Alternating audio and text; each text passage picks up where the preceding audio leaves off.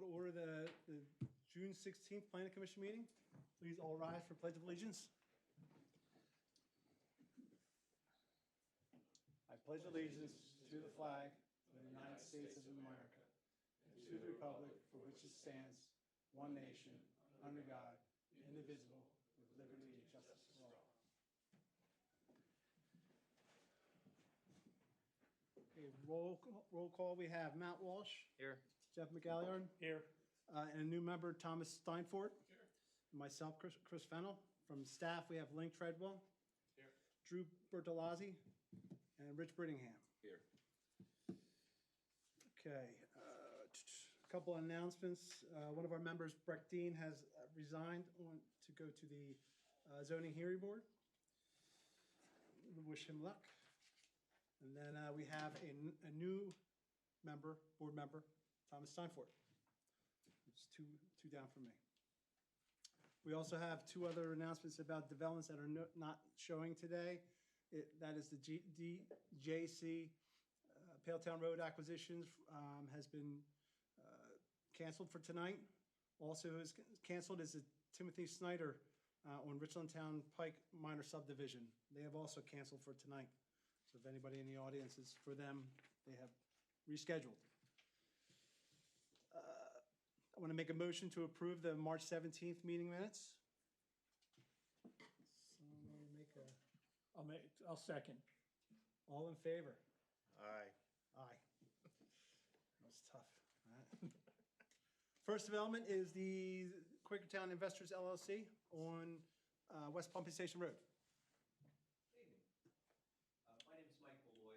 I'm here on behalf of Quakertown Investments. I've got Brian Cleary behind me. He's from the Pettit Group, and Joe DePascal.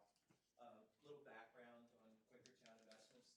Could you just use the microphone because those that may be watching. There we go. A little background on them. They're related to a company called Summerwood, and Summerwood's a company in Montgomery County, Pennsylvania, that owns about 200 plus Taco Bells and the land underneath the Taco Bells. They've purchased this property. They own it. Little history, a couple years ago, I think at this point, we went to the zoning hearing board with a plan for a Taco Bell and for another mystery use, let's just say, on the property. And we really didn't have a great, second user identified, and the zoning hearing board denied us. We appealed. We worked it out with the township, and township didn't ask us to do this, but in the process, we just figured out that the second use on the property it just was complicating things. So what's in front of you tonight is what ended up on a settlement plan, and it's basically for a Taco Bell at this property. The property's tough. It's been before, I know I'd heard there were some new members and things like that. It's been before this township, before people have tried to develop it before. It hasn't really worked out. This is what we think is the best use, a single Taco Bell in and out with some road improvements. Before you tonight, I know there's an engineering letter dated June 11th, and I don't even begin to talk engineering. I turn that over to Brian for that discussion, but we'll be happy to cover whatever Planning Commission wants to cover. Tonight, I was hoping for preliminary final. I don't think that's in the cards tonight, I heard. So what we are hoping for is your recommendation for preliminary land development approval for this site. And because it's in the arterial corridor overlay, we also have to go for a conditional use before the Board of Supervisors. And so we'll also be asking tonight, assuming that you think it's a use, and for new members, a conditional use is actually a permitted use unless your supervisor says, or your solicitor says otherwise, but unless it is the place where you're putting that use causes an unusual threat to health, safety, and welfare. And this is a permitted use in this district. It's a single Taco Bell. There's going to be, associated landscaping improvements, stormwater management, all the things that go with a responsible, land development project. And so we think there's very little chance that we'll be denied that conditional use. But as a matter of process, it's part of this, and we have to ask for your recommendation anyway. So Mike, it's Yeah. a conditional use because of the arterial corridor. If it wasn't on 309 in the PC, a restaurant's a permitted use in PC. So the Yeah. only reason it's conditional is because of the 309 corridor. Right. And the township's been kind enough to allow us to allow those processes to go simultaneously. So we'll be looking for our conditional use approval, probably at the same time we get our preliminary approval. And then as we wrap up the comments on the engineering and other review letters, we'll come back for final. Okay. So if the board has any, I'll ask Brian to kind of take you through from an engineering perspective, but it's a pretty straightforward application. So maybe, follow your lead, but if you have any questions to sort of lead the discussion, maybe we can start from there. Let's go through with the property, what you guys are asking for, and then we'll do the, your ask with all the waivers at the next go-around.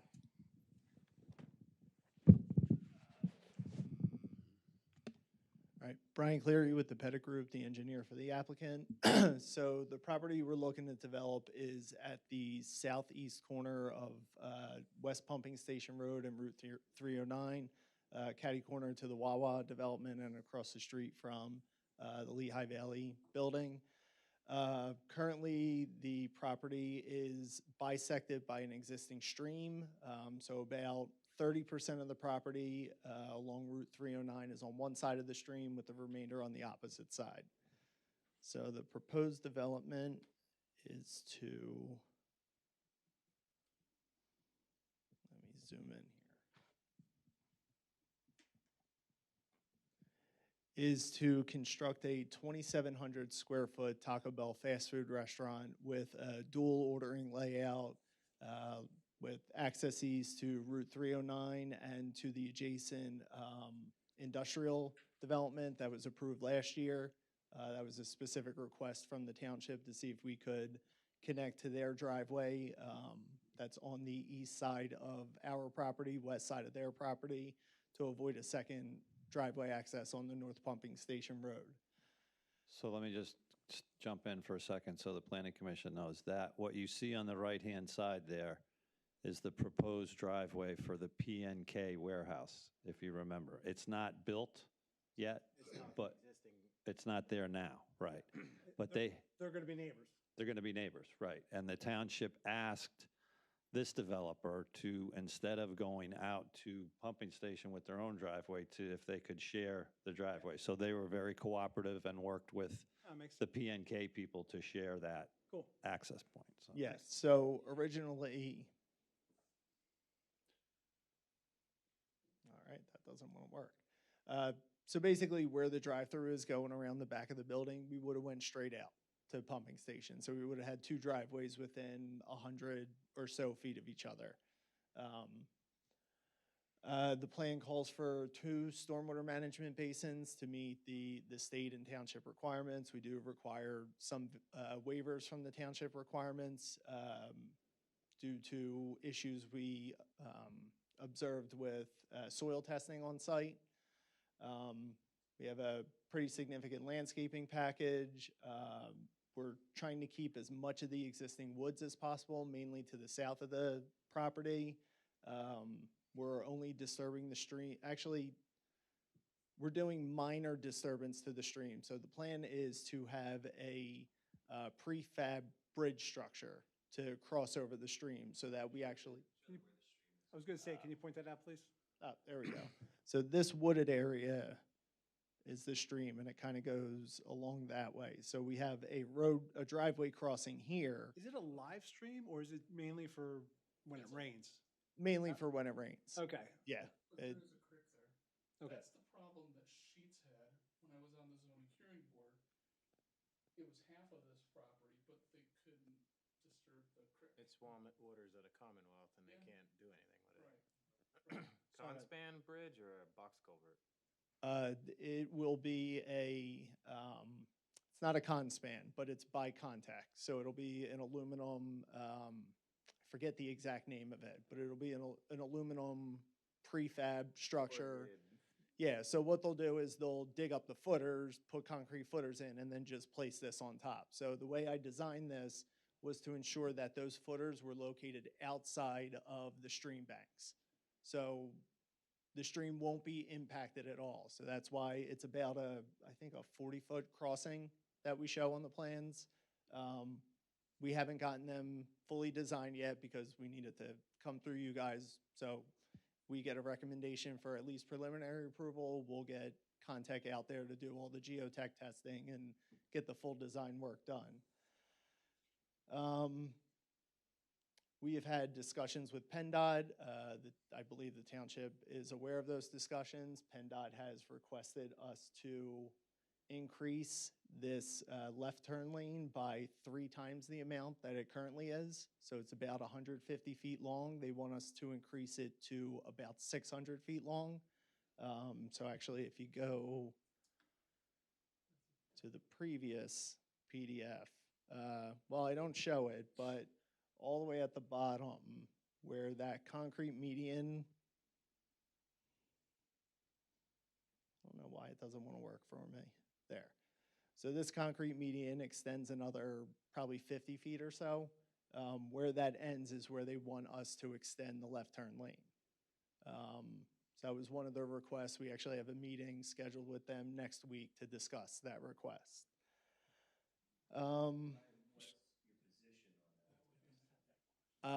We think it's excessive for the amount of traffic that our development will be contributing to that left turn lane. So with the settlement, we agreed that we would extend it. We were not expecting to extend it 450 feet.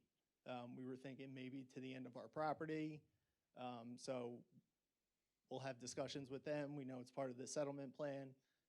So we'll have to work that out with PennDOT and with the township. But we just received their feedback, I think a week or 10 days ago on our scoping application. Just one sec, Brian. So Drew, your office has been involved in those discussions with PennDOT, right? We've seen we haven't been involved in those specific discussions with PennDOT. Okay. We've seen the traffic impact study and the recommendation to extend the left turn lane only by 25 feet. So that was one of the comments in our letter, that we want it to be more than just 25 feet that was recommended. Yeah, I mean, obviously, one of the things that's critical to the township is that area is a problem now. Yes.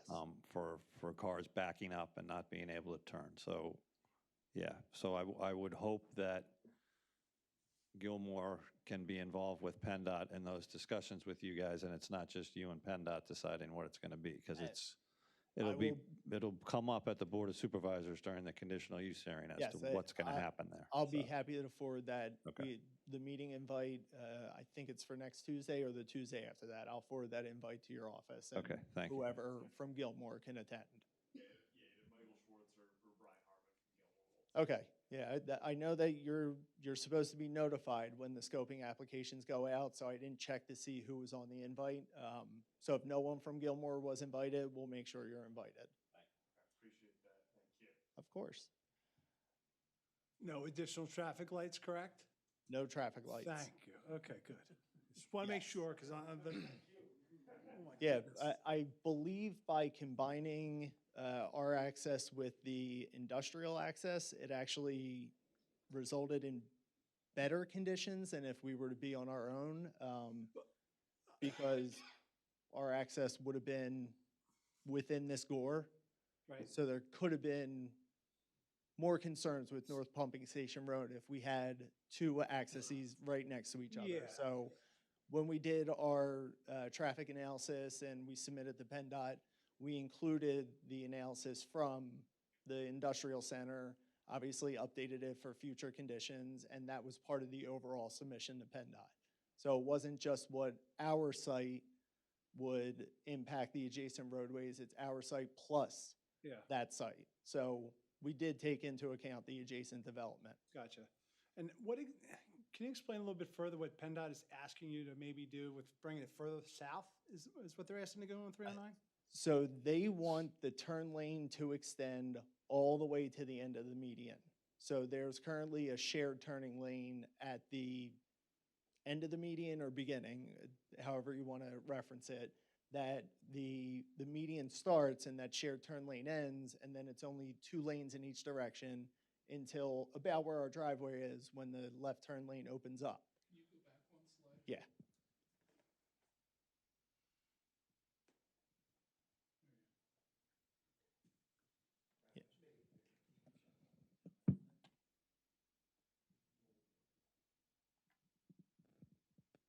So like I said, that median extends another 50, 100 feet. They want the median removed where we don't have, I think it's a 10-foot turning lane. They want a 10-foot wide turning lane, remove the median where we don't have 10 feet. For and then- traffic come in southbound to make a left into. Yeah, so the left turn lane would start about 600 feet from the intersection. Going north or Yes, going south? going north. So if you're going north and you want to make a left-hand turn to go in to the Wawa or towards the Yeah. Target, Yeah. No, I'm with you. I'm saying the left-hand turn southbound. There is none. There is No. Okay, all right. No, there's a median. So I assume the median will stay. That's something we'll have to figure out with PennDOT so that it's a dedicated left turn lane and not like the shared turn lane that exists further south of the median. Okay. But those will be part of our discussions with PennDOT to figure out exactly what they want. So no one can Right. go south and Now I'm go getting it. past it Yeah, and yeah. bust I was a wondering why U-turn. PennDOT cared about that going into, Wawa, but now I understand why. Yeah. Traffic's coming north. Yeah. The left turn traffic is already what it is, right? Right. I'm really not impacting that because I'm a right turn, right in, right out. Right. Yep. That's why I was like, okay. Yeah, so those are the main discussions we're going to have with PennDOT. Okay. And Brian, I'm sorry, and just so everybody's clear, it's not, we're not proposing nothing, we're just Correct. saying too much, guys, Yeah, no, I understand. You I was, like I said, I was only confused on why they thought you guys were responsible for the left turning lane and, right, so. You can come to the meeting. No. I probably wouldn't be welcome. So water will be connecting to the existing public system. Sewer, there's currently a moratorium. So as of right now, the plan is to have some sort of temporary septic/holding tank until we can connect to public sanitary sewer that's actually located on our property. What's the force main that goes out front? You have something that's labeled FM, so I'm assuming that's force main, comes out from the back, goes around the front of the parking lot, crosses the creek, and goes out into an area over top of a storm drain easement. Sheet 4. There's 2 blocks you have out in the front. It looks like the drain field area around that septic. Is that the temporary you're talking about? So you're talking about the systems in this area? Yeah. Yeah, so the plan would be to discharge from the Taco Bell and have a temporary force main that takes you, because this is probably 5 or 6 feet higher than the Taco Bell, that takes it up to the septic fields. The septic field is on top of it. 30 Yes, so that was one of the comments we received as part of the review letter. So that's why we're looking at maybe a part septic, part holding tank, maybe modifying the location of the septic fields, or it could be possible that I can relocate that storm drain to avoid the septic fields. What we would love to do is just connect to the public system. But Have you done any percolation testing in that area yet? there has been some preliminary testing done, and it's my understanding that these would have to be raised beds, because there's no percolation anywhere. We didn't experience any. I reviewed the pharmacy and the Sheets developments. They were on file with the township. For all the storm testing they did for them, they didn't experience any infiltration either.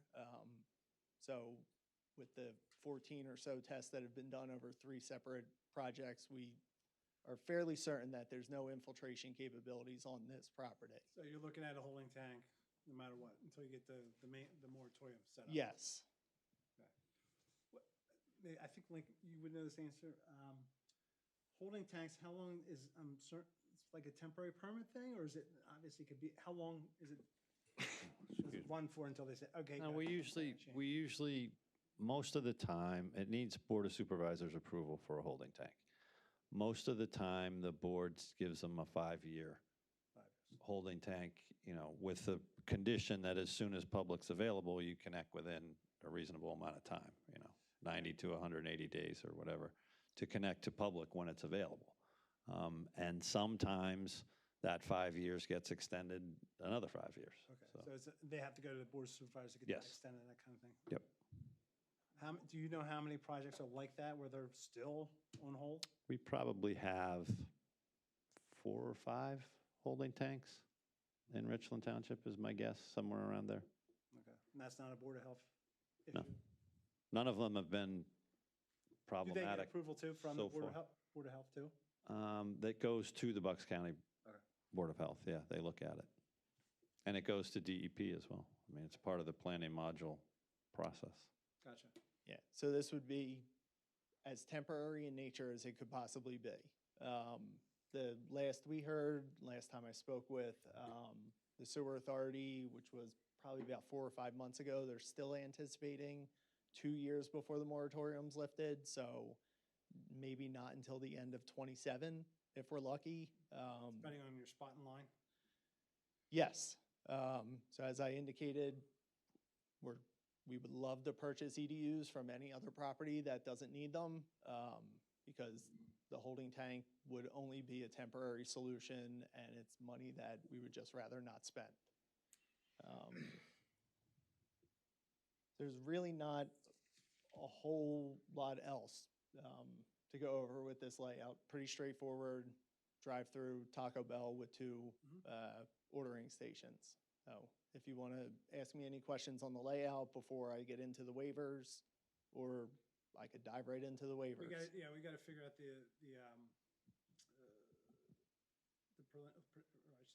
conditional use first, and then we'll jump into the waivers, because that's the Okay. review and all that, so.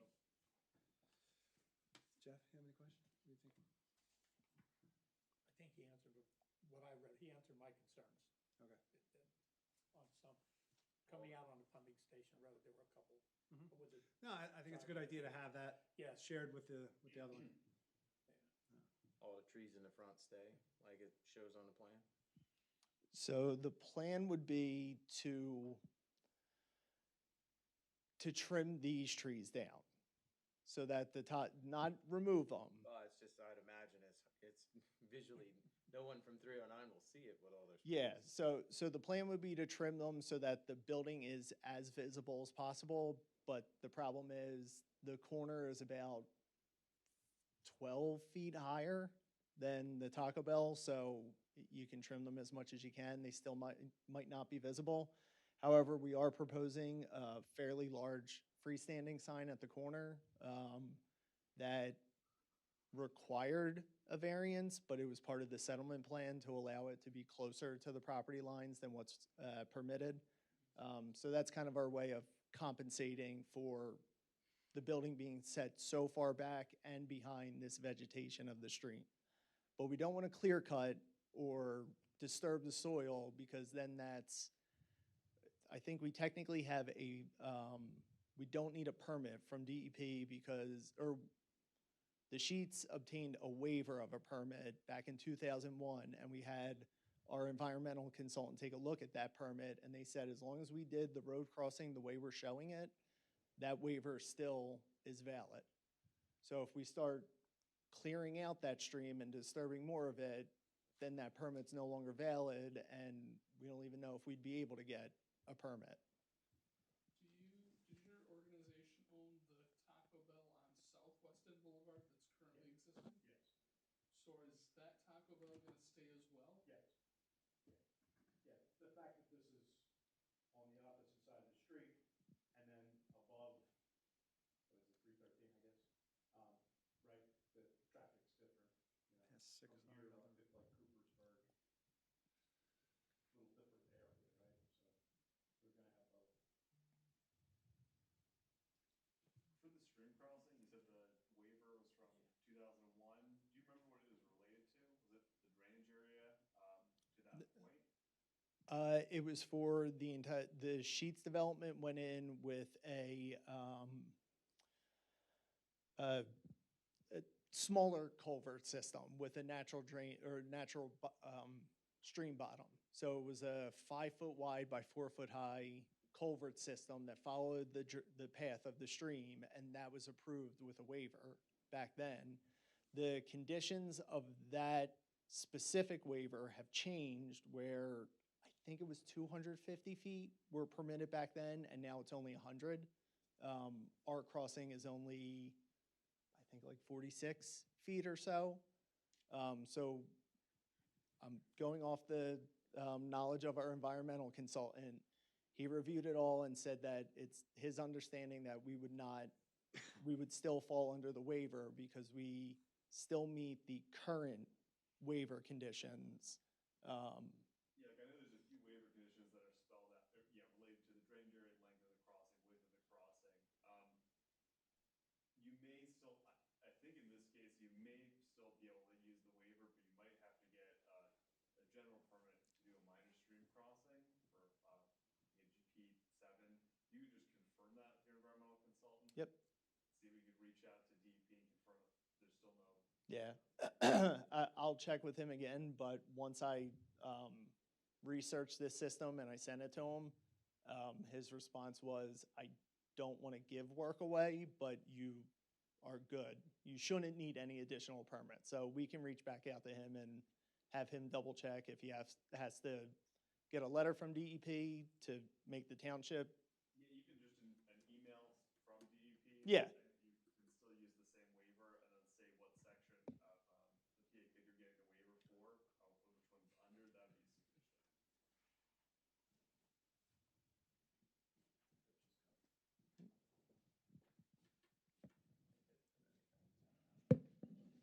It's great when it works. It's nice when it works. I think, Link, I don't know if you remember this, wasn't when the Sheets application came before the zoning hearing board,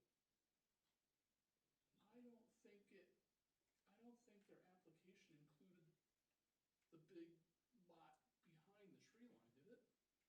Do you remember back that far? I don't remember what the design looked like. Because I think the problem Of the that building. Sheets was running into was they didn't have enough space. Well, Sheets Lake's bigger Yeah. lots anyways. I mean, they were kind of jamming a Sheets into a lot that was smaller than most of the lots where Sheets goes, so. Quarter mile up the road anyway. I remember that. Are you ready? So Yeah. what is your detailed turning right lane into the business like? Is that, how much of a shoulder is there before you, I know Rich can't pull anything up right now, or maybe, I don't know how much of a shoulder it is offhand. And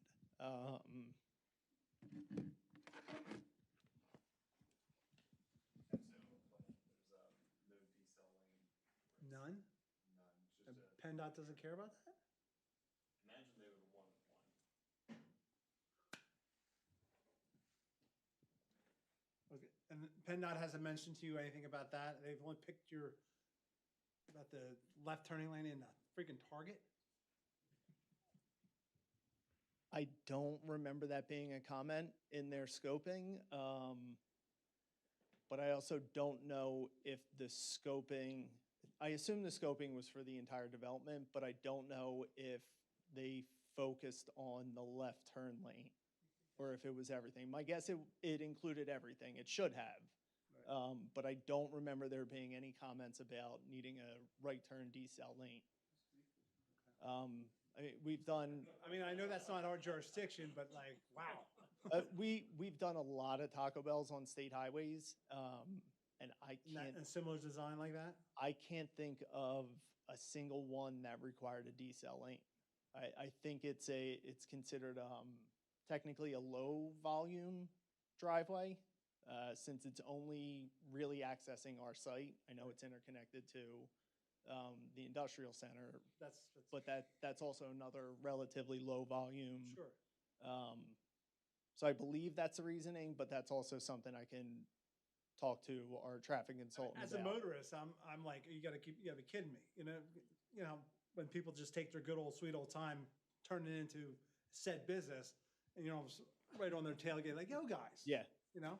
Now, I will say that this driveway entrance is enormous that we're Wide, proposing. right, Yes. right, but, Yeah, so the people could, curving starts, and then, yeah, people could swing in pretty quickly, but, yeah, it's my understanding that it's technically a low-volume driveway, so I don't Didn't care think it's much about that. required. Yeah. Okay. And if I may, that was my reaction. I said, why are they making me do that on that left turn lane? I would gladly understand if you Yeah, said, make it wider. Give me better, a decel here or whatever. Right. That, I didn't understand that either. Yeah. So Same. part of that conversation with PennDOT, that's exactly what I was gonna. Is it a new guy?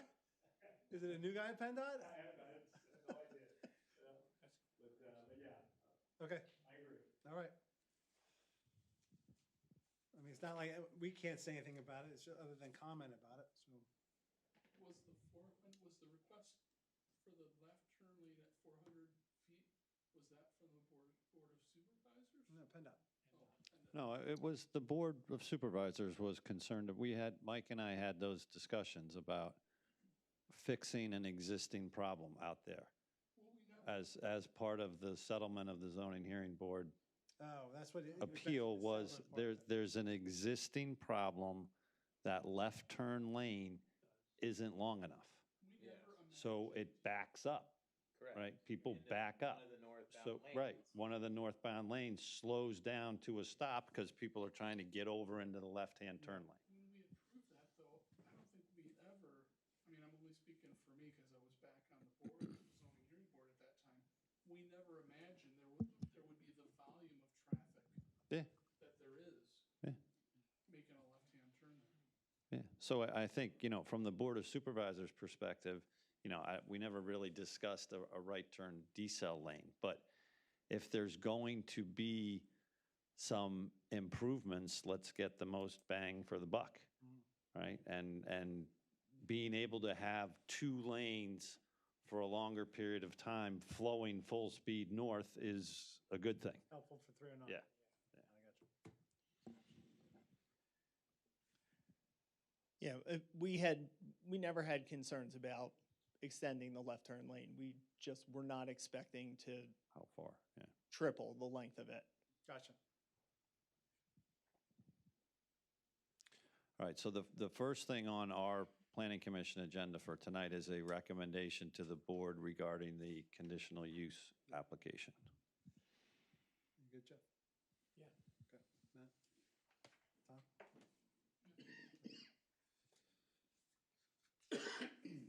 I want to make a recommendation to the Board of Supervisors for the conditional use of the plan dated March 24th, 2026, with all compliance with the Gilmore and Associates review letter dated June 11th, 2026, the compliance with the QPAC memorandum letters dated April 23rd, 2026, and May 15th, 2026, to extent that is consistent with the Gilmore Associates review letter.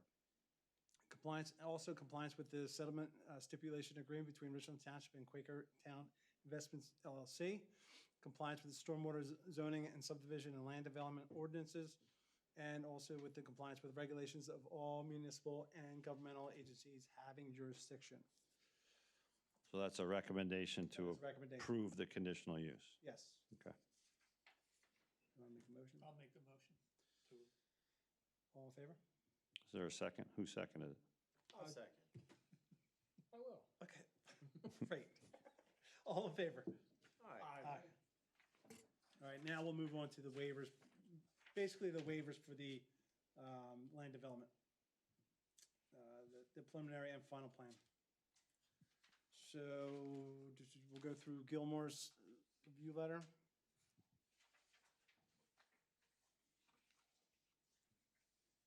I know you guys have had discussions with Gilmore, Brian.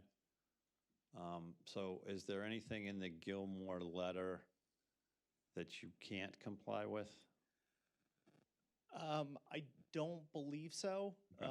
There were just some questions I had about specific interpretations of the ordinance where I read it one way, they read it a different way, and just figuring out which is the correct way.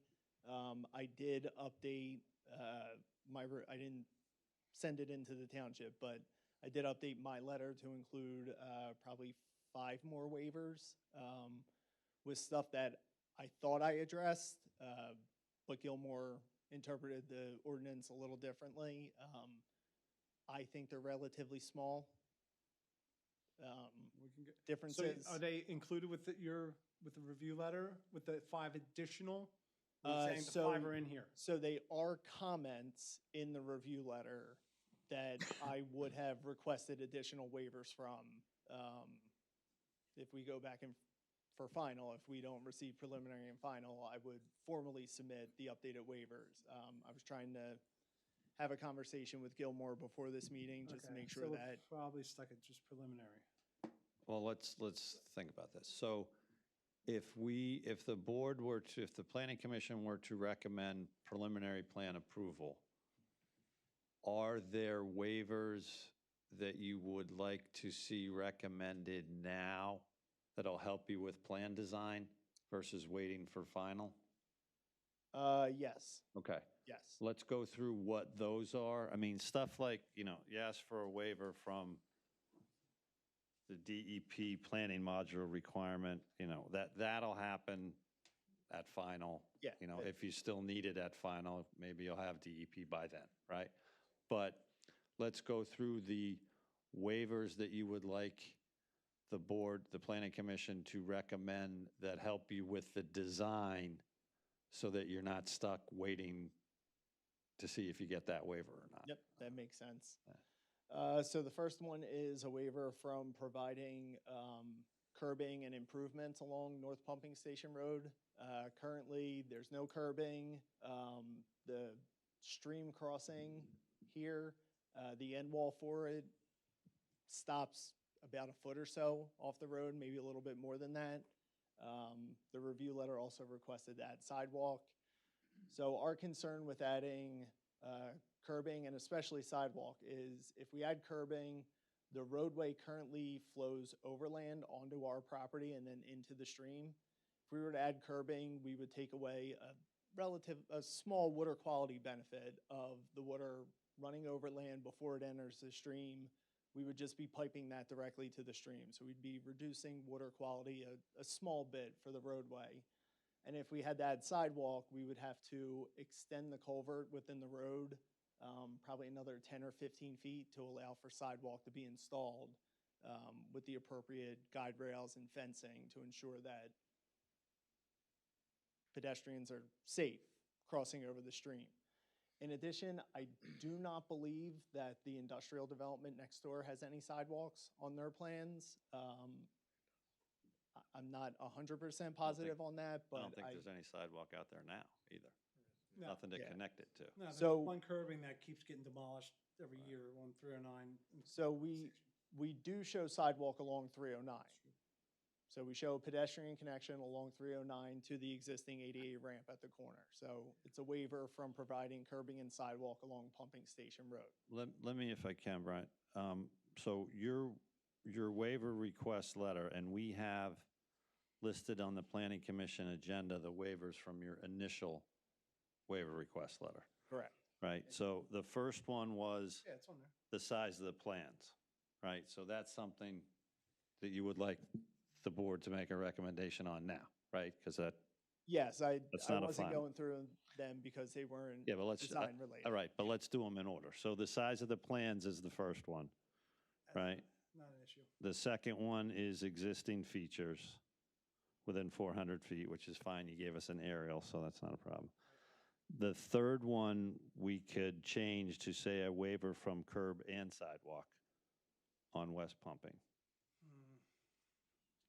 I think that I'm the only one that poo-poos that. Everybody else is like, why not?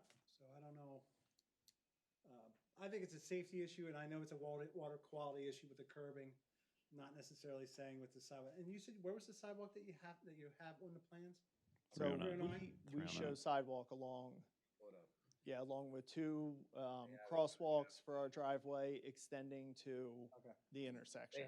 They have egress in and Is out. there an exit, oh, I'm sorry. No, go ahead. Is there an existing sidewalk in there? No. Is there, Existing ADA ramp is at the there, intersection. is there a need for a sidewalk I would say only if the industrial park starts doing it. I mean, I don't think we need a sidewalk there. I'd be afraid to walk on there. But, I mean, companies now are having sidewalks out there so the staff can walk during lunches and stuff like that. Like Almac has it, there's all kinds of, yeah. I can still walk out, walk down, walk up 309. Go to Taco Bell. Chance though, walking across the street. It's a good chance. I'm not saying that, I'm saying in the industrial park, not across 309.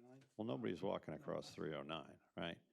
And Well, it's if you're walking from the left on the plan to Taco Bell, you're gonna walk in the driveway. You're not gonna walk down Yeah. pumping station, Is right? there, not that it's part of this plan, except they are doing something with this. Is there gonna be one going down that road? Interior development? No, because that's a driveway, right? No, we show a sidewalk. So the sidewalk, No, not there, on the, In the back of the. in the back there, access. there. oh, no, we No, don't show a there's nothing sidewalk back there. there, because that's the back driveway. That'll only connect the one property that. Right, that's not the behind it, whole, not the whole development, no. Gotcha. I would prefer them not to build it and put it in later if they need it. Yeah. It's kind of like all of that parking over by the movie theater. They got parking there Yeah. that they don't need. I would rather leave that impervious and put it in later if you need it. Okay, we can go to number 4, Lincoln. Yeah, so the fourth one is the curb radii smaller than 5 feet. Does anybody? Talk about that. What is that all about? So it's only in a few locations. For example, Radius is around. the landscaped island that holds the menu board in between the 2 drive-through lanes, it's only 6 feet wide. You can't get a 5-foot radius in there. And the only other places we show it are just at, I think just 2 of the existing or the proposed parking spaces. So it's just areas where someone will be parking instead of going around a driveway with a 5-foot radius. 2 lanes going into for drive-through? Yes. 2 lanes for a drive-through, and then there's a bypass on the rear of it, just in case you need it. Gotcha. All right. So number 5 is the driveway opening at the curb to exceed 54. That's on 309, right? Yes. So, PennDOT controlled. Yeah, before the scoping, we had another meeting with them where we ran this general design by them, and they seemed amenable to it. So that's what we proceeded with. I'm sure we'll have comments when we submit the actual HOP permit plans, but this is generally what they said they would like to see. And it includes areas with the rumble strips. So the actual asphalt opening is smaller, but the rumble strips are there for the trucks to be able to access the site without running over grassed areas. So it's a way to channel normal cars into just the asphalt portion. So it's not a pork chop, it's not raised at all, just So there is- slightly? There's a pork chop in the middle, but they're about like 3 inches high, just rumble strips of concrete. So it's a visual and not physical barrier, but It's like the if you're turning, you'll see the rumble strips, and you won't want to run over that with a normal car. Mainly for trucks is what you're saying. Yes, so it just gives them that little bit of a wider opening instead of, like you said, at the corner of the 2 roadways, trucks are running over the curb. So this allows us to get the wider the wider driveway opening, but also try to restrict it to really only the asphalt opening, if that makes sense. Yes.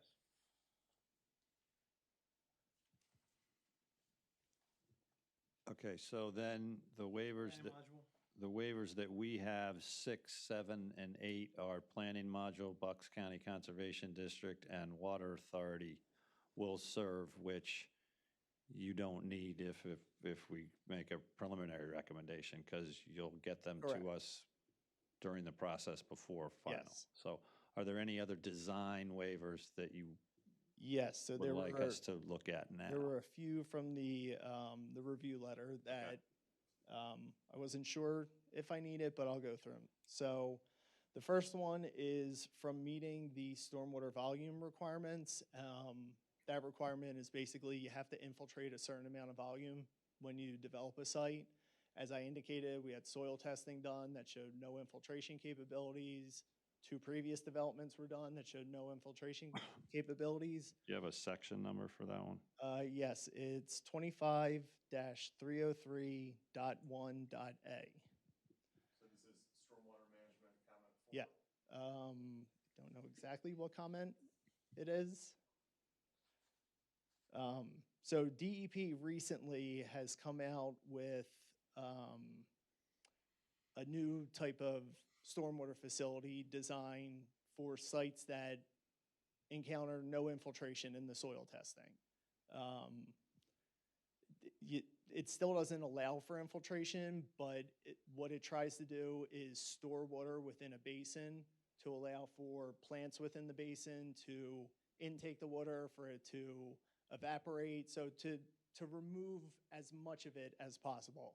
And they have very strict requirements as part of the NPDES approval. So the reason I didn't submit to the Conservation District is because I spoke with them before submitting to the township, and they indicated they don't have a PE on staff, so they defer to the townships to review the stormwater designs, and they'll review kind of the rest of it. So I wanted to make, this is my first time doing this design, so I wanted to make sure that it was acceptable before I submitted it to the Conservation District. So that's the reasoning for that waiver. Got it. And this is the managed release concept Yes. approach? Yes. And so Brian explained it correctly. It's for sites where there's either very limited infiltration or you're an area of karst geology. Infiltration can be a risk. It functions very similarly to a green roof, retains water. There's a small orifice and it allows it to de-water over a period of up to 72 hours. And then it's also planted, so you get that evapotranspiration benefit. Except when they're underwater. Yeah. So there are certain pre-treatment requirements. So with the intent of not completely submerging the plants, so you'll have pre-treatment cells, and then you'll have a second portion more for detention. So you said that Bucks County Conservation District is deferring to You. me. Great. That's what they told me when I discussed it with them, because I would have submitted everything at once. But they said they just defer to the townships to review the stormwater, and they get into the rest of it. Coordinate them, because typically if there's It's an the other way NPDES around. Yeah, It's the other way around. It's more stringent from the county conservation district. So I was asking them specific questions about the managed release. Oh, can I do this? Can I do that? And their response was, well, submit it to the township and they'll review it. They're supposed to know these standards too. So I was just doing what I was told. I'll coordinate with them. Because yeah, looking at it, there isn't that. So there was an initial MRC guidance that came out in 2021, 2022. You could manage everything in one cell, and then to get away from what you're putting out, there were issues with vegetation not thriving, not doing well, not performing as intended. And now there's these pre-treatment cells. You have the initial cells for your water quality volume, then you have your second for detention. So this would have to redesign. I'm sure you could get it to work within the footprint, but there would be redesign required. When you say cells, what do you mean? Essentially very small basins. So when it's first coming off of an impervious area, you'll have a diversion structure. You'll try to have your smaller water quality volume routed to essentially the first basin. That's going to be uphill from the larger basin that acts as detention. How small is small? Well, the one in the back is what he's So, referring to. so that actually is how I have this design. His So there is a diversion structure Refers to this one. that diverts it to the one on the east side of the property, and then discharges to the one on the south side. And I followed the MRC spreadsheet, everything checked out on it. That should have been included in the stormwater report. If it wasn't, I can forward it to you. Yeah, well, I would be comfortable, I guess, granting the waiver condition on that you get your MPDS permit and then can do a more in-depth review to make sure you comply with MRC standards. And I'll reach out to the County Conservation District to coordinate with them. Okay, yeah. Just, Do you need that one now? Is that like critical to cleaning up the plans? so no, because I assume you're in agreement that infiltration just doesn't work here? I agree with that. Yeah. I agree MRC is a reasonable alternative. I think it'll work in this footprint. So I think we'll be able to work out. All right, well, why don't we hold off on that waiver until you guys come to a conclusion as to what the best way to do it is. How's that? Okay, I still think we'll need the waiver no matter Okay, what. all right, Because we but I won't, think the planning commissioner will probably be more comfortable with Drew saying, yep, I looked at everything and you're good, and off we go. yeah, that's fine. Okay. No issues here. Cool.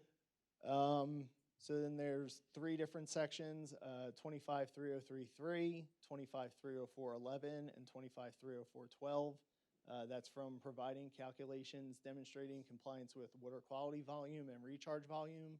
Recharge volume is the same thing we just discussed.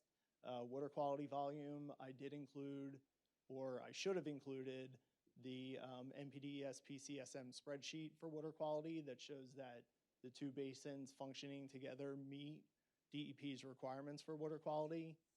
If I didn't include that, I can forward it to you. Just the request is, since we meet that, do we have to show compliance with the specific township requirements?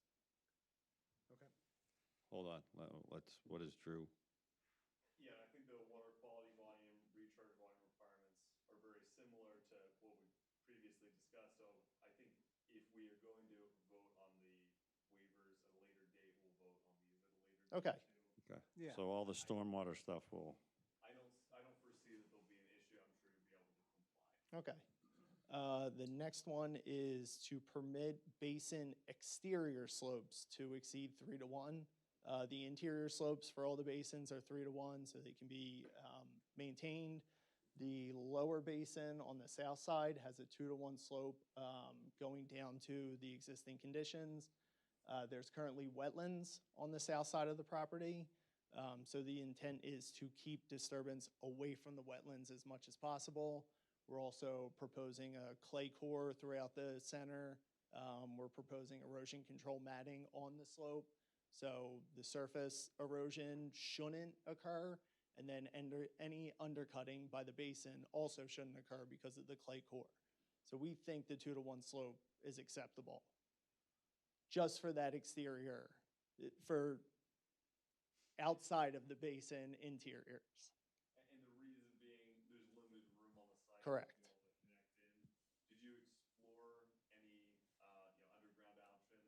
Under With, the parking lot? with the MRC, underground gets hairy because, like you said, there's multiple cells. So the second cell, in order to get water quality to work, it basically had to be this, the type of basin that I'm showing on here. I wanted to do underground because that would have made life easier, but everything I looked at made it seem like using that as a second cell for the MRC difficult.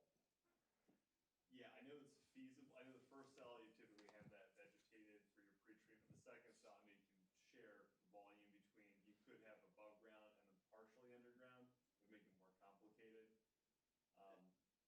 It could be possible. The only problem is the basin bottom for this is already pretty narrow. So if we made it 3 feet narrower, we might be able to get like 2.1 to 1 slopes. We wouldn't be able to get the 3 to 1. So this You is, said you have 2:1 now, right? 2-to-1 on the exterior. Exterior, okay, but Yeah. not the interior. Yeah, and then we're still providing 10-foot wide berms. We're still meeting most of the other basin grading standards. It's just really that 2-to-1 slope after the berm. And they don't get maintenance at all? They'll be mowed, That's it, though? yeah, with a hand mower, or if it ends up growing like a nice meadow mix, it might not get mowed. Okay. I mean, it's gonna be directly next to woods, so no one will. I mean, I See know we'll that see this side. on the final plans, but you're gonna have some kind of fencing and whatnot. So that was a question that I had for Gilmore about the fencing. And in the ordinance, I know that retention fencing is required, detention, it's optional. Yeah, It's it up said to at the township. council's discretion or the commission, it was at your See it on the file. discretion. So if that's a requirement from you, we'll put the fence on. It's the same hole, it's just whether it slows the water down or it soaks it in. It's still the same depth and the same I would say, yeah, if it's close to schools, yeah, and have a fence, but detention, retention. I don't know about having a fence. I think It we, will take a few days to dewater. Yeah, it'll take, everything will dewater within 72 hours, excuse me, of the end of the storm. That's a requirement for the Well, MRC. let's go back to that whole slope thing. Let's hold off on the slope thing until all the stormwater stuff is in one package that everybody agreed. agrees with. Because it may change. All right. So we're gonna stick with probably just a preliminary for today, right? of a Okay. recommendation. Would you Do you say- want me to keep going through Yeah. the waiver? So the next one is from providing a 10-to-1 access to the basin bottoms. Can we hold the stormwater Okay. stuff? I mean, we don't have that letter that you're reading from, right? These were review comments in Gilmore's letter. Right, but you didn't put them into a new waiver letter that we have. I did not. Okay, so Yeah. let's work on I counted 5 waiver requests Yep. that we have, that we could make a recommendation on now as a planning commission, along with preliminary plan I can- approval. Good. I just need to say 1 through 8, right? You don't need me to go through all the waivers. 1 through 5, yeah. 6, 7, Well, I and mean, 8. with the- 6, okay. 7, and 8 aren't going to be in play because They're not- when they come back for final, they'll have all that stuff. Okay. Well, Matt, you wanna do this one? Is there any, I'm sorry, but is there any other, Brian, is there any other design? I mean, the stormwater detail stuff is almost Yeah, too besides detailed stormwater. for us to look Now, at. the last one was landscaping for the stormwater. Okay, all right. All right, thank you. Tie that all together. So not technically stormwater, but I want to make a motion to the Board of Supervisors for the, just the preliminary only for the property. Well, let's do the waivers first. So the first motion on there, on your agenda, is the motion to recommend We'll do waiver motion- I give requests. Motion 1 through 5? Yep, Okay. I want to make a motion to the Board of Supervisors to, for the waiver requests and grant the waiver requests 1 through 5 on my sheet, with number 3 including curb and sidewalk. with number 3 including curb and sidewalk. Yep. Want to make a second? I'll second. All in favor? Aye. Aye. Okay, now we'll do a recommendation to the Board of Supervisors for the preliminary, only for the southwest corner of Northwest and Boulevard 309 and West Pumping Station Road. That's all really, right? Right? Yep. Okay. Do I get a second? I made a motion. I'll second. All in favor? Aye. All right, we'll see you guys back at the final. thank you very much. Yep. Get that stormwater management worked out. Will do. That's happened before to me where there's no second. Like nobody's paying attention. Then you just go home and say, yeah, that's right. Yeah. All right, you're gonna put a bow, someone else put a bow on this. We got more.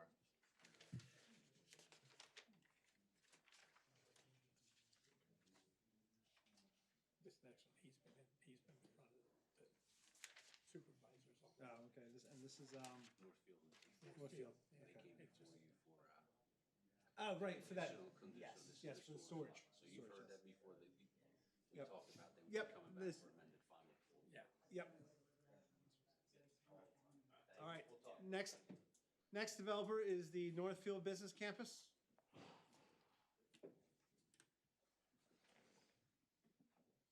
Good evening, gentlemen. How you doing? You're back. I'm back. Hope everyone recalls the project, but I can step through kind of a brief. Definitely what are the changes and whatnot, if there was any changes. Sure. I have a, He cleared the room out. yeah.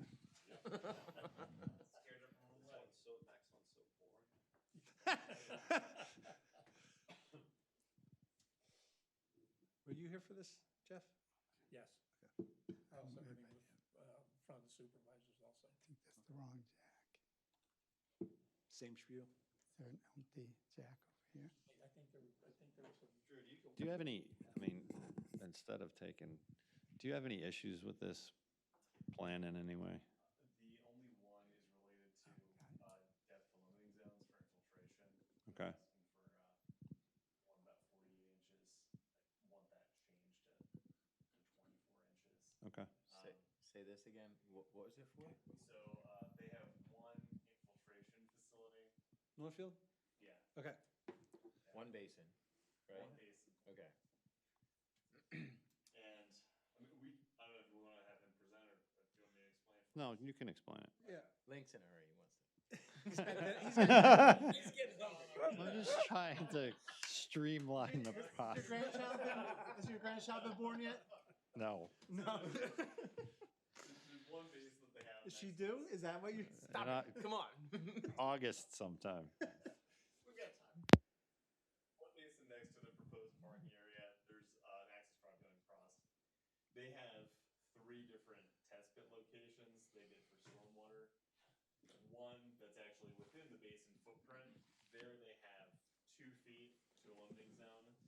The 2 other test pit locations are very close to the footprint of the basin, neither of which have the 2 feet to limiting zone. One of which has less than 2 feet to. When you say limiting zone, meaning when I cut down 2 feet, it no longer perks. Yes. No, it does not mean that.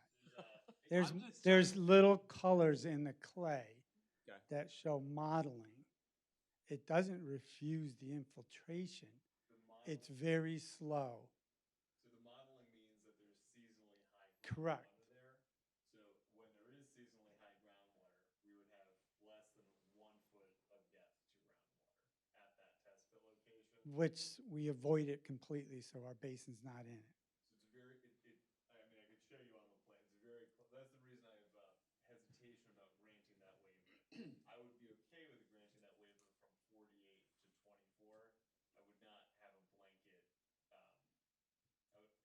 I would not want to grant a waiver from any requirement of a depth to limiting zone. And I would ask for, What's his alternative though? the alternative would be to have, either to resite it in another location or to reshape the shape of the basin to avoid those areas where there is shallow depth to limiting zone, or to pursue the manager release concept approach, which is what, the other applicant. 2. Yes. Yeah. One fills up, the other one fills. I've done down. basins before where we've had to over excavate the floor, clay the whole thing to keep your high water table out of the basin so that you're not dealing with the groundwater, you're only dealing with your water, if that makes sense. Yeah, because there's like 2 issues when you have shallow groundwater. For one, obviously you're not going to get infiltration, and then number 2 is if it's, yeah, if you have a line system, you have a clay line, then there's buoyancy concerns where you can then damage the basin if you have seasonally high groundwater. Depending on, I mean, I guess it all comes down to how you do it. The waiver request involves meeting a standard set by the state. Pennsylvania DEP has set a standard of 24 inches, and I know this township has a 48 inches. We're simply asking that we follow the state code and do it. And I don't think you have a problem with the fact that we've already rearranged the basin to avoid all of the shallower ones and we've located the basin where we do have 24+ inches. So you can meet the 24 Yes. everywhere. Yes, which is and all we will Drew was also asking. do additional testing. You've Right. recommended, Drew, in your letter, to do another pit east and west so that we will make sure that the whole length Perfect. has it. That's perfect. Yeah, I would have no Okay. issue. Is my microphone not on? You gotta hit that. Oh, there we go. Can you hear me? So that's waiver number 3. And what Drew was saying is not just a waiver to say you don't have to meet 48. What Drew was saying, you don't have to meet 48, but you got to meet 24. And you're good, Correct. and you're And good I'm with good that. with that. Okay, there we go. And we'll do the additional. That's great. Okay, sorry, Anthony, go ahead, tell us your. Do you want a brief update on the project? I would Yeah. like that. Yes, please. Okay. Yes, please. Since receiving variances, a special exception, and a conditional use, the land development application would amend the existing final land development plan by adding this storage yard. So the application before you tonight is a amendment of that final plan, and we're asking for preliminary and final recommendations for that amendment to be approved. The layout itself, the only thing that has changed since I was before you last is that basin shave to accommodate the testing. Actually, the storage area just had to be edited somewhat to be less along that boundary with the stormwater basin. We trimmed off this corner of the storage yard to, again, accommodate the test results that we had. We did, as I told you last time, meet with the Conservation District. They do review stormwater. I don't know why. We met with them and spoke with them. It may be an MRC thing. We're not an MRC, we're a standard infiltration basin. So there could be reason why he got the response. And I know that they're going through some changes with personnel, so for whatever reason. Yeah, I also found that, interesting. And we've actually made the, He said that they said they didn't have a PE on staff. I've seen where County Conservation District will have it reviewed by the Southeast Regional Office. yes. Yeah. But I haven't seen where they don't do a review. If they lost a PE, they usually get stand-in from Southeast. Yeah. So there could be something I'm not aware of, but I found that also. So we met with them twice. We talked about stormwater. We actually filed the application after the 2 meetings. That application is exactly this plan set. I don't have separate plans going to different agencies. It's one set to everybody. Other than that, the design is very similar, exactly similar to what we've presented in the other meetings. It's just Your basin design has changed and the storage corner got clipped. right. Plan view of it? Mm-hmm. Yes, actually, there's many plan views. The best one I like to show people is the landscape plan. If you turn to page 15, there's an enlarged area there.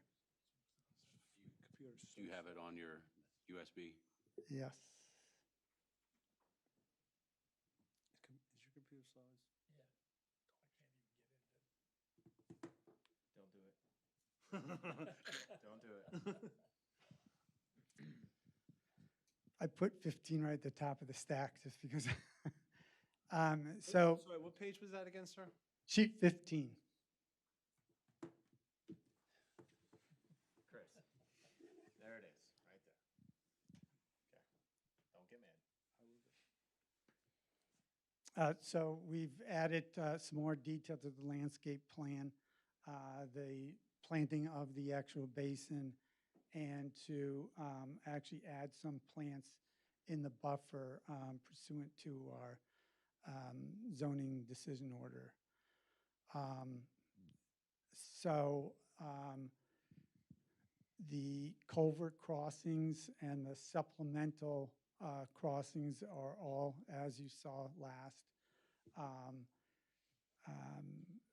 In Drew's letter, there were some comments about that crossing. We've already started on the revisions. We're going to comply with everything in your letter. There's no, I do have one additional waiver. And that was added to a letter.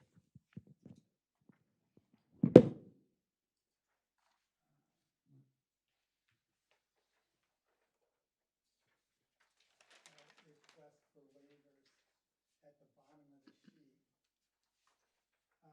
This is actually two sections of the code that talk about that 72-hour. Is this the one dated May 11th? And May 11th revised tonight. Oh. Last one is the additional. So I think you're talking the last applicant about the 72-hour. Thank you. That's the additional request. If we needed additional hours and we're able to get that from DEP, we would ask for a waiver that it might be a little over 72 hours. It's a recommendation they have. Sometimes they'll let us do an extension. I felt if the board was amiable to that request, we would go ahead and fence it since it is ponding longer. We would fence that infiltration basin.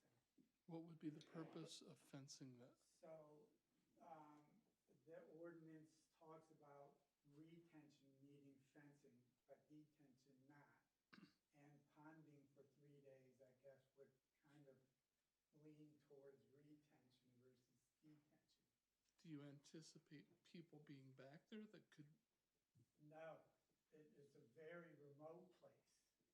And what would be, and again, I apologize for asking, what would be the purpose of I just. having It's fencing? complying. It's It's just complying with the Yeah, to ordinance. comply.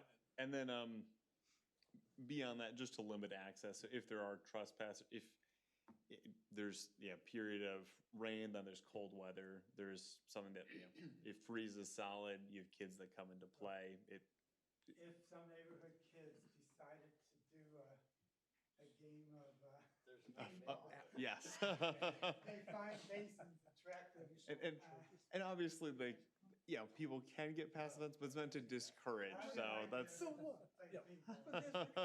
What are we doing here? So with that waiver, the other thing is there's trade-offs when we design these systems for meeting water quality standards. You can't release water, but then on the other side, they want you to release all water before 72 hours.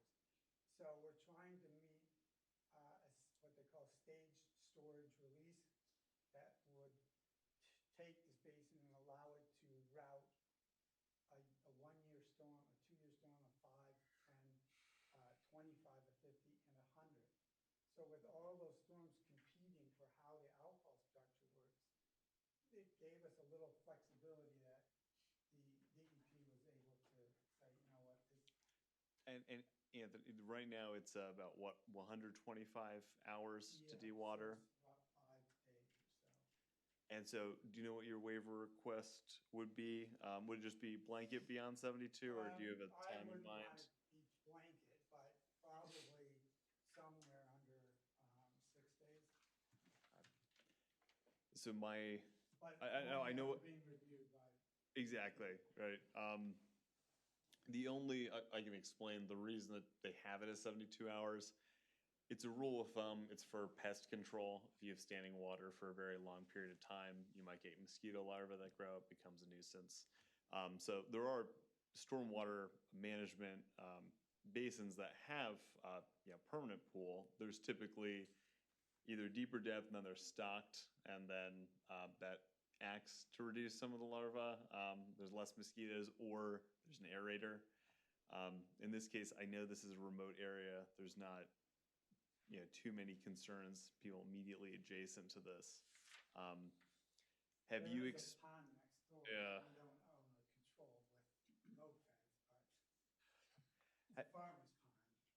And there's standing water in the creek right next to us.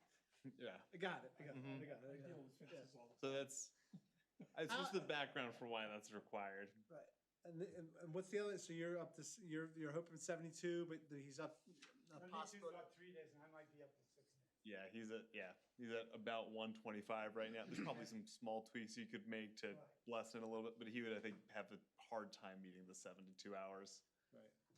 And that's DEP or township ordinance? It's both. Okay. It's a guideline for DEP, but an ordinance for the township. Yeah. Make sure you use the microphone.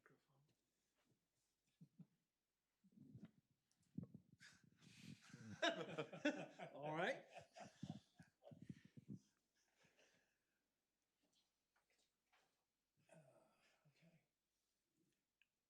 Yeah. Anthony, did you explore just retaining the recharge volume requirement and having that infiltrate, and then releasing a larger quantity higher up in your basin to get closer to the 72 hours? We will do that. We literally went to work on it this morning. Yeah, I know it Haven't can gotten be your review difficult to Friday. Yeah. balance all the requirements. So if we can have that flexibility as we walk through this with DEP. Another solution that I've seen is to have a portion above ground and then a portion below ground, and it dewaters above ground within 72 hours. It's still dewatering below ground beyond that, and then you don't have to worry about pests, and you don't have to worry about mosquito larvae growing. It's still dewatering, but it's all subsurface. You're not going to get the larvae growing. Have you explored that as a potential option? So we have 72 above ground, and there'd be no restriction on dewatering beyond that. We actually are looking at that today, and with that 24 inches, there was no more down. Right, you were stuck because of the limiting zone. Right. You can't go down any farther. Right. You should have a shallow underground system that would get smashed by the truck traffic. Well, actually, we're looking at that for another comment, where we would shelf in some storage under the storage yard, but that we would have enough cover to distribute the load of the storage trailers. So that was one of the comments. You said that you don't want the 100-year storm going over and at the same time backing up into the storage yard. Right, right. So if all the primary outfalls were closed and the water was spilling over the top in the emergency spillway, that condition would see a counterpoint in the yard of about 6 inches of water along that lower edge of the yard here. Yeah, so during typical operations at the 100-year storm, there'd be a very small amount of ponding happening right at the corner of the parking lot. And then, as Anthony was saying, if the emergency spillway is used, the outlet control structure fails, I would say about 40% of the parking lot would be ponded with up to 6 inches of water. That's a 100-year flood. Yeah, it'd be the 100-year flood in the event the outlet control structure fails. Right. Bear in mind, all it takes is stick, some leaves, blocks a 3-inch hole, and then on. Ta-da. We did. You're good. You're good. What we did do first with the primary structure is we triplicated it. So it's not just one box. We put 2 others. So now we have 3. Those would only, the other 2 would only come into play for that 100-year storm and take it down through the pipes and out safely. If all three plug up and the weir on the middle one plugs up and the orifice underneath of that one plugs up, then it will use the over the berm spillway. And in that case, the water would then back up into the lot. So what we've done is looked at putting in a shelf underneath the lot. So we have all the volume we need. We just added like 30,000 cubic feet more, so that it'll never come up to the storage yard. The storage yard was lifted also to get that shelf in by 18 inches, so. But from the township perspective, there's water in a lot where trailers are going to be stored that the public will never see or will never be in. So your client's going to be madder than we are if there's water in the lot, right?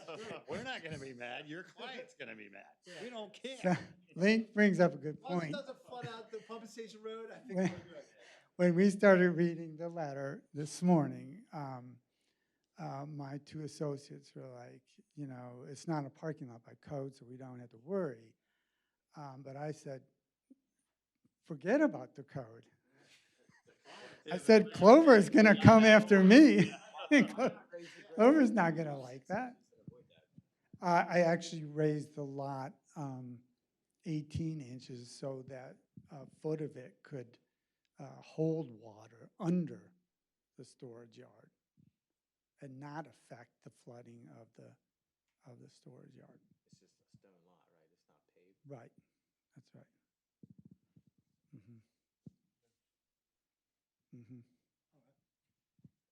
So yeah, I did not want to ask for a waiver on that. I just did the fix. And like I said, we would meet all of the requirements in your letter and the comments. Bucks County Planning Commission also wrote a letter, and Quakertown Area Planning Committee also wrote a letter. Yeah, one of the comments that they have about the bringing in clean fill, is there any clean fill on site available, or is it all coming off site, and where is it coming from, if you have an idea? Good question. We have a lot of the fill from this basin, and we're going to cut the slope, so the storage yard's cut into the hillside. But we will need to bring in additional fill, and we have a very strict policy meeting the DEP standards. DEP requires that you submit clean fill certs to the Mhm. material no matter what. So everything that we do Nothing need. in road, you're not gonna be any road trucking, Like, yeah, like No. the contractor have to supply it to DEP for approval before you can actually do it. Otherwise. So there'll be clean earth to begin with, especially for the crossing. And then part of the section for the stone storage yard would be stone, quarried stone. Isn't and- there a huge pile that was brought in preliminary On lot yeah, 5, 6, That was lot 6. yes, giant pile that was brought in from Doylestown Hospital? yes, yes. Is that And that's, utilized for that? that's nicely consolidating. We do need it there. That's why it's there. And I would hate to have to move that a second time. Now, We, coming from that, was that test, I mean, is that suitable? Would they be, if it could be that came from the hospital? I area? had nothing to do with it. I just know where it came from. I know the guys that were trucking it and putting it there, but I know it came from the hospital. so, yeah, the fill that we have coming in here, Will be certified to a point. yeah. Mhm. Gotcha. The other comments on there are all will complies. Interestingly, the last two comments aren't really Which one? From the on the BCP Bucks or- County Planning Commission, I'm sorry? the BCPC. Bucks, okay. Yeah. the last two comments on page 3,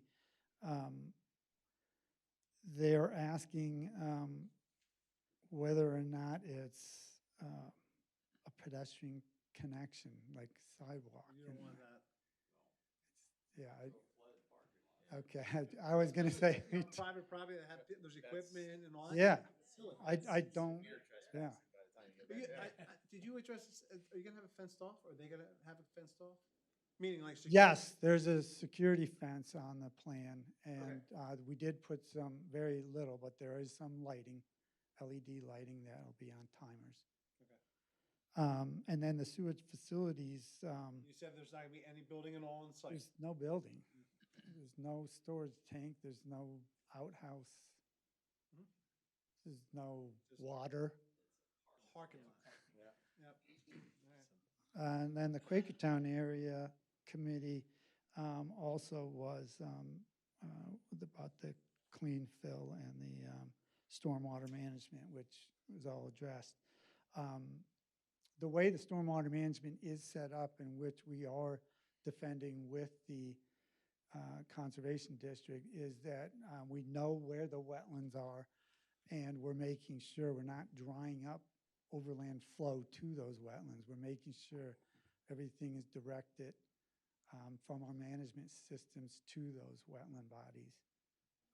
So we will pay particular attention to making sure that there's no negative effects to the wetlands.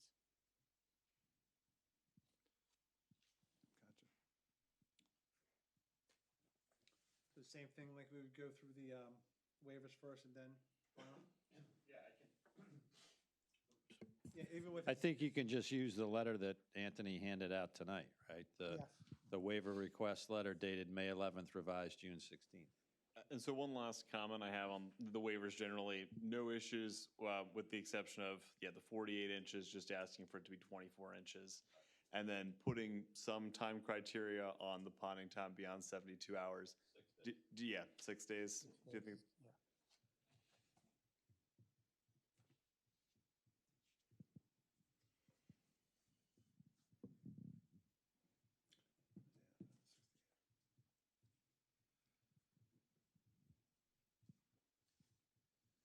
6 to 8 days, did I hear that right? 6 6 days, okay. Max.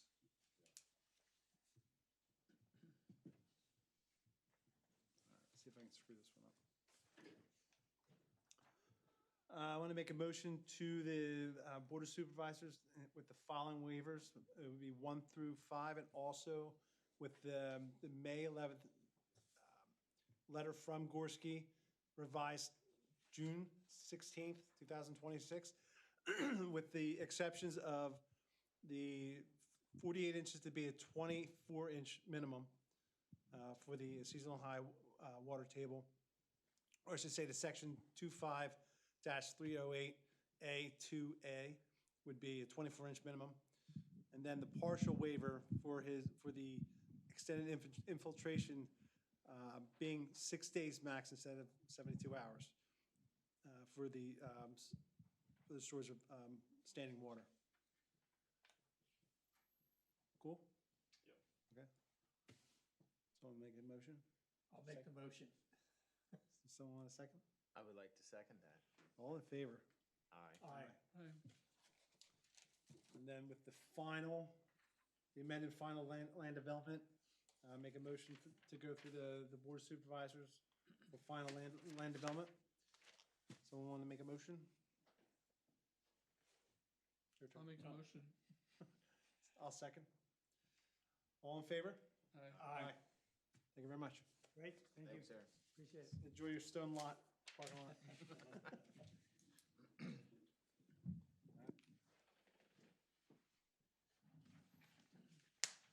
What's this last one?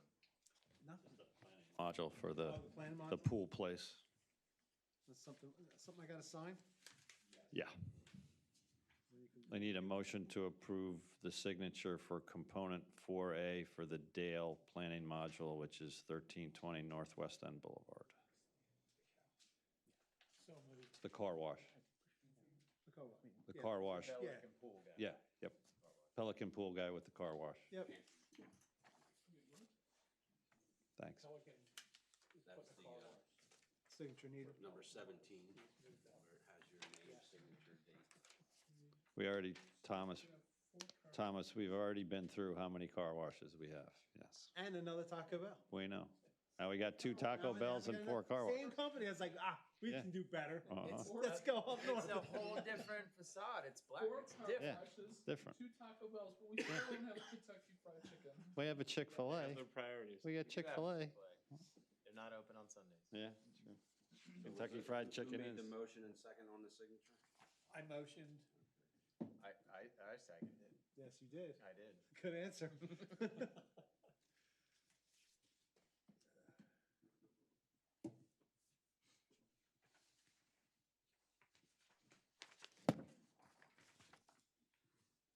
All right, you want to adjourn, Matthew? I'd like to make a motion to adjourn the meeting. I second that motion.